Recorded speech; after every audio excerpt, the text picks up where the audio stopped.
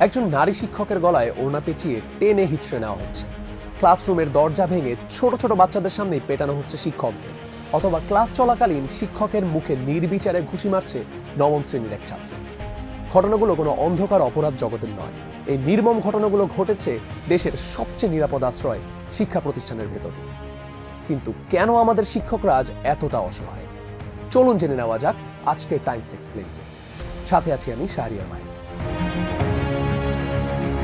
2024 সালের গণ অভ্যুত্থানের পর প্রায় 2 বছর পেরোলেও শিক্ষকদের উপর সহিংসতার এই ধারা থামার কোনো লক্ষণ নেই। শিক্ষকরা এখন পরিণত হয়েছেন শিক্ষার্থী, অভিভাবক বা স্থানীয় প্রভাবশালী মহলের সহজ লক্ষ্যবস্তুতে। পাবনার ঈশ্বরদীতে ছাত্রকে শাসনের অপরাধে এক নারী শিক্ষককে স্কুল প্রাঙ্গণে ওড়না পেঁচিয়ে টেনে হিঁচড়ে নেওয়া হয়। বরিশালে ক্লাসরুমে ঢুকে শিক্ষকদের পেটান এক অভিভাবক। আর টাঙ্গাইলের ঘাটাইলে নবম শ্রেণীর এক ছাত্র এক নারী শিক্ষককে সরাসরি ঘুষি মারে। 5ই অগস্টের পর থেকে শিক্ষা প্রতিষ্ঠানগুলোকে গ্রাস করেছে এক ভয়ঙ্কর মব সংস্কৃতি। শিক্ষকদের জোর করে পদত্যাগ করানো কিংবা জুতার মালা পরিয়ে ঘোরানো যেন নিত্যদিনের ঘটনা। এক শিক্ষক জোটের তথ্য মতে এই ট্রমা সহ্য করতে না পেরে এ পর্যন্ত 6 জন শিক্ষক মারা গেছেন।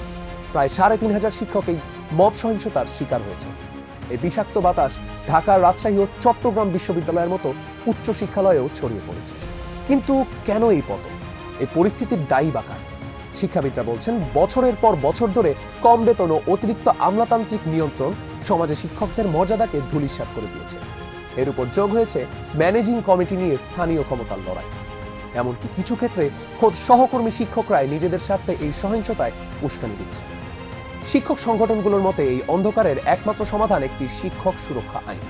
নইলে কোনো শাস্তি বা জবাবদিহিতার অভাবে অপরাধীরা পার পেতেই থাকবে। একজন শিক্ষক যখন ক্লাসরুমে নিজেকে অনিরাপদ মনে করেন, তখন সেই সমাজের মেরুদণ্ড ভেঙে পড়া শুধু সময়ের অপেক্ষা। তাই শিক্ষকদের সুরক্ষায় দ্রুত কী পদক্ষেপ নেওয়া উচিত বলে আপনি মনে করেন, কমেন্ট করে জানাতে পারেন আমাদেরকে।